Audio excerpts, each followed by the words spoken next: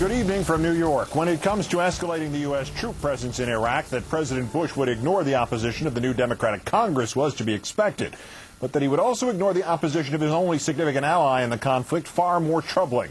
Our fifth story on the countdown. It appears the more people who reject the president's plan to send thousands more troops to Iraq, the more determined he is to see that plan through.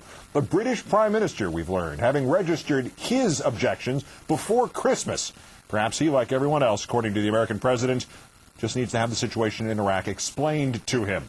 Mr. Bush describing himself as the educator-in-chief over the weekend after the decider-in-chief last year. It is his first interview since last week's address to the nation, as with his failed plans for Social Security reform and with the Medicare prescription drug plan that nobody seemed to understand. The president telling the CBS News magazine 60 Minutes that those who criticize him on Iraq simply do not understand what he is trying to do. That would make it unanimous. Educated dissent apparently not even a possibility. In Wednesday's speech, the president mentioning that mistakes had been made in Iraq. Mr. Bush asked by correspondent Scott Pelley to elaborate on exactly what those mistakes were.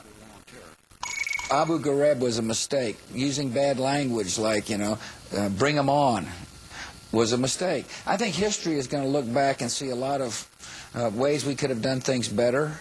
No question about it. The troop levels, sir, could have been a mistake.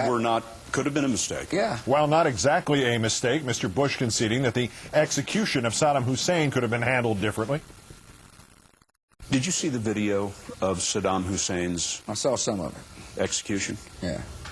What did you think when you saw that? I thought it was discouraging.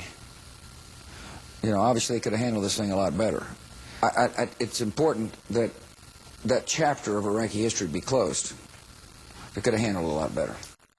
Despite the mistakes and the estimated 655,000 additional civilians who have died in Iraq since the 2003 invasion, 655,000 more than would have otherwise died had the invasion not occurred per Saddam's usual rate, Mr. Bush still of the opinion that the Iraqi people owe him a massive thank you.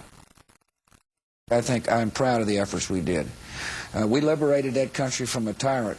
I think the Iraqi people owe the American people a huge debt of gratitude. Here at home, Mr. Bush under fire from all sides for his decision to send those extra 21,500 troops to Iraq, and nevertheless the president seeing his resolve as anything but stubbornness. Do I agree that I'm stubborn, or do I agree that people think I'm stubborn? People think you do. What do you think? I think I'm a flexible, open-minded person. I really do. Thus, it is apparently not stubbornness that had Mr. Bush declaring in that interview that the new Democratic Congress cannot stop the so-called surge. And it was, by the way, bad cop, bad cop. Vice President Cheney also taking aim at the legislative branch over the weekend. Congress obviously has to support the effort through the power of the purse, so they've got a role to play, and we certainly recognize that. But you cannot run a war by committee. The Constitution is very clear that the president is, in fact, under Article 2, the commander-in-chief. Both of those interviews with the president and vice president coming too soon to obtain the reaction of either to today's lead story in the New York Times, which reported that already there are serious questions over who's really in charge in the war zone under Mr. Bush's new plan, the Iraqis or the Americans.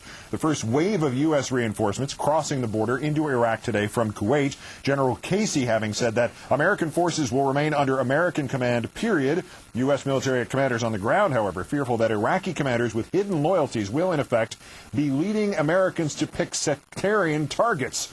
Iraq's national security advisor today fueling those fears, saying that Iraq will not dismantle the main Shiite militia, the Mahdi Army. President Bush's former ambassador to the United Nations on British television today calling the civil war in Iraq what it is, a civil war. The fundamental point is whether the civil war that exists now is going to continue or whether the Iraqis are going to decide to live together in one country. That has not been and is not now a question fundamentally for the United States to answer. Mr. Bolton now eligible to join us here at NBC News. Time